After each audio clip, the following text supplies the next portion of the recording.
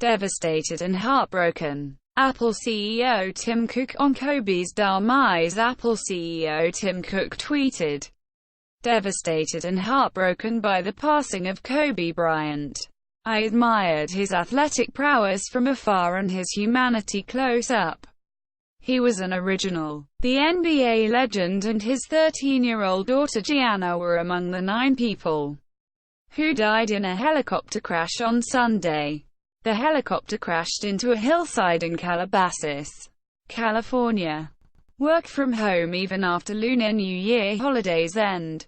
China firms tell staff. Chinese companies including Alibaba and Tencent have asked employees to work from home for 1 week after a Lunar New Year break ends.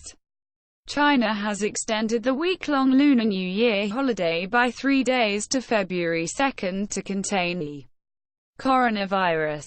TikTok owner ByteDance's employees who traveled during the holidays are required to work from home for 14 days. Problem was indisciplined Delhi crowds.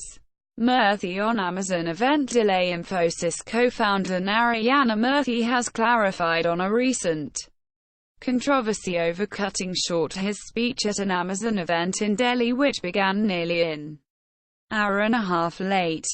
Murthy said the problem was with the indisciplined Delhi crowds who mobbed the entry gates. He added that the delay had nothing to do with Amazon CEO Jeff Bezos, who came on time. World's 4th richest woman Mackenzie reduces her Amazon stake by $400 million. The world's 4th richest woman and Amazon CEO Jeff Bezos' ex-wife Mackenzie Bezos has reduced her stake in e-commerce giant Amazon by about $400 million.